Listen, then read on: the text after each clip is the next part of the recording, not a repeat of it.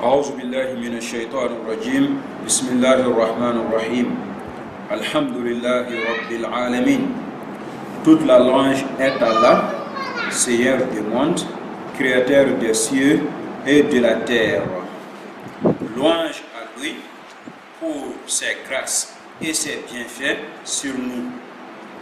Nous demandons sa paix et sa bénédiction sur notre bien-aimé le prophète Mohammed alayhi salatu wassalam et sur sa famille, ses compagnons et sur tous ceux qui vont suivre les pas jusqu'au jour de la résurrection. Chers frères et sœurs en islam, recevez mes belles salutations qui vous apportent la paix, la bénédiction d'Allah en vous disant Assalamu alaikum wa rahmatullahi wa barakatuh. Je suis très ravi de me présenter devant vous dans ce 6e numéro de votre émission concernant l'éducation des enfants. Une émission qui nous présente comment mieux éduquer nos enfants en islam. Comme nous savons tous que toute nation a ses principes, a ces choses qu'il veut que ses peuples ou ses adeptes les prennent. Donc, les musulmans aussi sont distingués des autres nations par leur éducation. L'éducation qui est basée sur les principes de l'islam. L'éducation qui tire ses enseignements sur le noble Coran et la pure sunna de Mohammed alayhi salatu wassalam. Alors, dans ce numéro, nous allons parler sur l'éducation mentale. Parce que dans des émissions précédentes, nous avions parlé sur l'éducation spirituelle, l'éducation morale, et aujourd'hui, nous allons parler sur l'éducation mentale. Qu'est-ce que ça veut dire l'éducation mentale?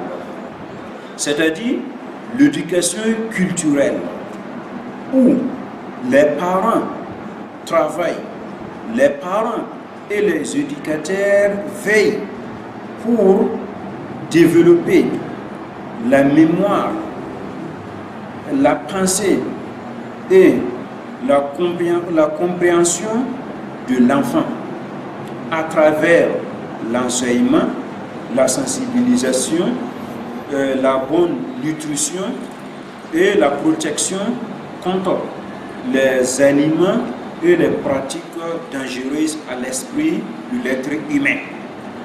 C'est-à-dire quoi?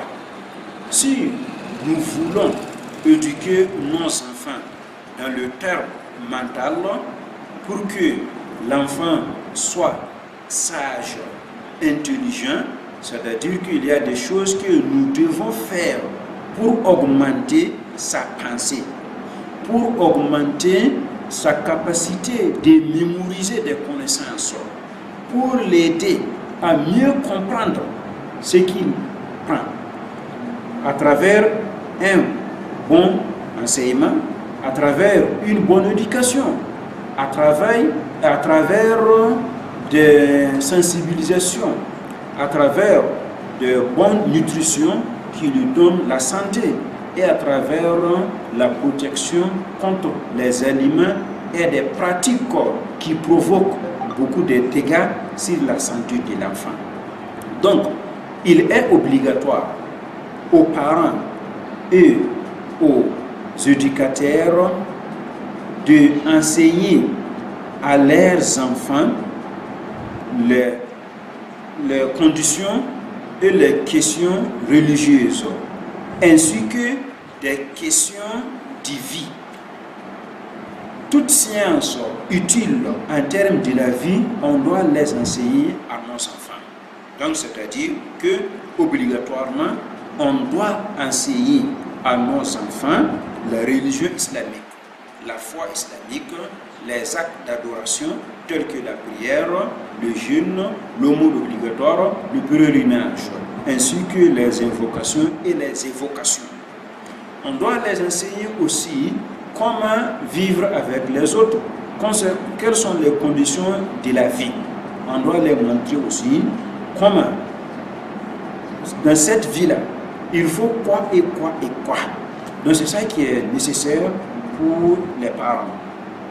Et aussi, il n'y a aucune distinction entre le garçon et la fille au terme de l'éducation et de l'enseignement. Donc en islam, c'est obligatoire que les parents enseignent les enfants, que ce soit les garçons ou les filles. Que ce soit que même si le parent même, ou le père ou la mère qui sera l'enseignant ou le maître qui va les montrer, ou qu'ils vont les amener à une école, à un établissement de l'enseignement. Donc c'est obligatoire comme ça. Donc on ne doit pas faire une différence entre mâle et femelle. Parce que le prophète a dit, alayhi salatu wassalam, talabul ilmi faridatun ala kulli muslim.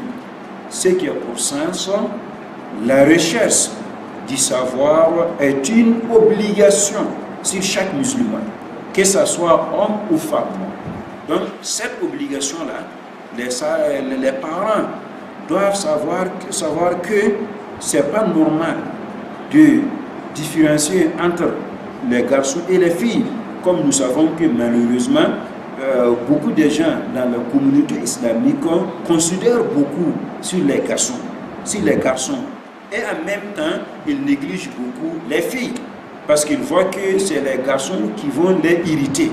C'est les garçons qui vont prendre charge d'eux. Et pourtant, ils voient que les filles vont se marier avec les autres. Ils vont quitter les maisons pour rejoindre les maris. Donc, par cette raison erronée, nous trouvons que beaucoup de gens font ça. Mais ça, ce n'est pas normal. Il est obligatoire aussi de savoir qu'il y a une quantité de connaissances sur la foi islamique dont chaque musulman doit le savoir. C'est-à-dire dans les questions de foi, c'est-à-dire dans les questions, le fait de croire que Dieu existe, Dieu est unique, Dieu est seul. La question de croire en Jean et aussi au prophète sur les livres. Donc il y a des questions de base dans la foi islamique dont chaque musulman doit le savoir obligatoirement. Sachant que l'homme qui est savant, qui connaît, n'est pas comme celui qui ne connaît pas. C'est-à-dire celui qui est éduqué, celui qui est cultivé, celui qui travaille ou celui qui adore Allah par une bonne connaissance, une bonne compréhension, n'est pas comme celui qui adore ou fait des actes d'adoration avec l'ignorance, avec négligence. Ce n'est pas la même chose. Aussi, nous voyons que un cultivateur ou élevateur qui a la connaissance, qui connaît bien comment cultiver, comment travailler dans son champ, celui qui sait aussi les différents animaux, en tout cas, n'est pas comme le cultivateur ignorant, n'est pas comme l'élevateur ignorant. Donc ça nous montre que quoi? La science religieuse et la science de vie, nous devons les prendre obligatoirement. Pourquoi? Parce que nous adorons Allah. Pourquoi? Parce qu'il y a des bénéfices, il y a des bienfaits qui nous arrivent des actes d'adoration. Nous ne pouvons pas recevoir ces biens-là, sauf si les actes d'adoration sont exaucés par Allah d'abord.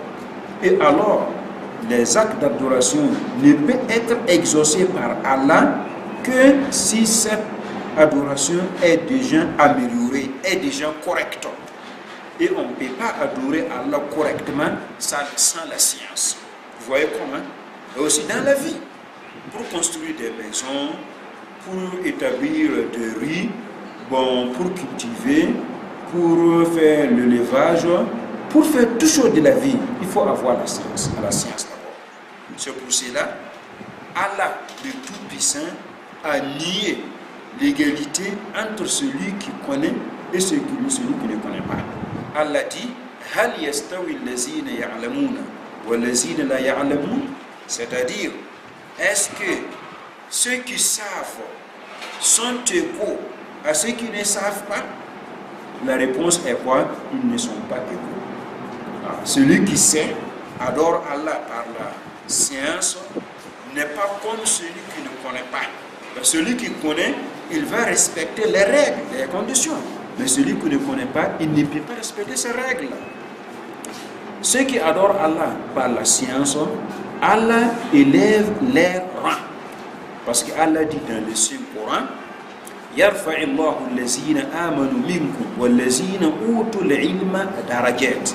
C'est-à-dire, Allah élève le rang des croyants. Ceux qui croient en Dieu, Allah élève les rangs. Ainsi que ceux qui savent aussi. Mais ceux qui nous montrent que celui qui est croyant et savant en même temps, il a 2 degrés ici. L'un pour sa croyance, deuxième pour sa science. Ça, c'est le terme de l'éducation. Il y a aussi la sensibilisation. C'est-à-dire quoi? À côté de l'enseignement, les parents, les éducateurs, les enseignants doivent sensibiliser les enfants sur nombreuses questions dans la vie. Il y a des questions, il y a des pensées, il y a des philosophies dont nous devons montrer nos enfants la compréhension correcte sur ces questions-là. Sinon, les enfants peuvent prendre ces connaissances-là par des autres sources, par des radios, des télévisions, des réseaux sociaux. Par exemple, quand on parle sur la religion, par exemple, l'islam est une religion de tous les prophètes. Allah n'accepte que la religion islamique. Bon, ça, c'est une pensée qui doit être solide dans les têtes de nos enfants. Pourquoi? Parce qu'il y a une autre pensée contraire à ça, qui disent que toutes les religions sont normales, sont normaux. C'est-à-dire quoi? L'islam, le judaïsme, le christianisme, tous sont venus de la part d'Allah. Mais ça, c'est une fausse compréhension. C'est pas vrai. La seule religion reconnue par Dieu, la seule religion que Allah accepte, c'est seul l'islam. Vous voyez que dans nos établissements de l'enseignement, on enseigne les enfants là-bas que toutes les religions sont venues par Allah pour que les gens vivent en paix. Un musulman doit accepter aussi que le christianisme et le judaïsme, ce sont des religions. Mais ça, c'est pas vrai. Donc, c'est à nous les parents de bien sensibiliser nos enfants sur des questions comme ça. Prenons autre question aussi, la question de la civilisation.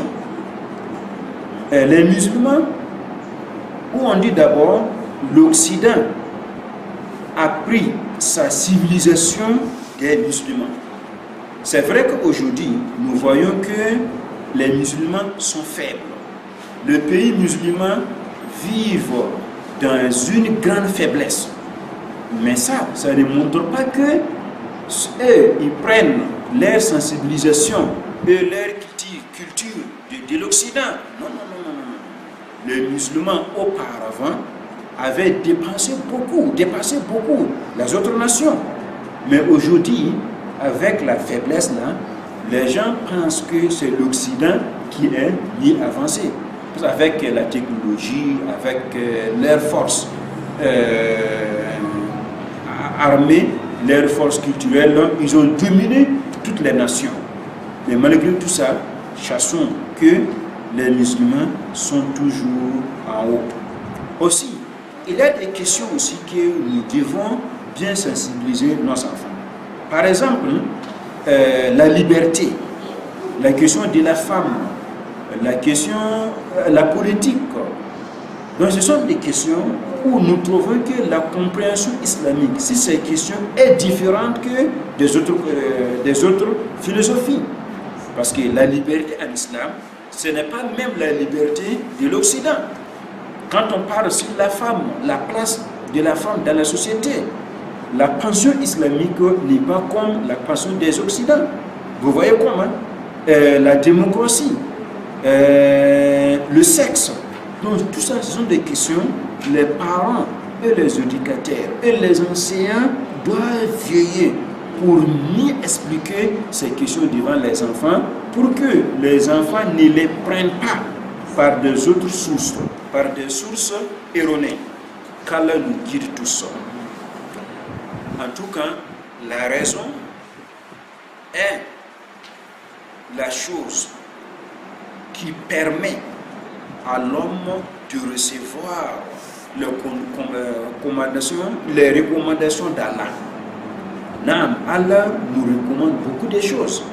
Allah nous a ordonné beaucoup de choses. Donc, pour mieux recevoir ces ordres-là, il faut avoir la raison. Il faut avoir l'esprit d'abord. C'est pour cela qu'il est obligatoire aux parents de nourrir leurs enfants par de bonnes nutritions.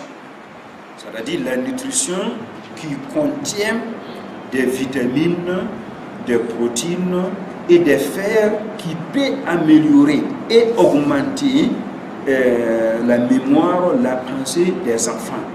Parce que comme les médecins nous montrent, les aliments sont différents.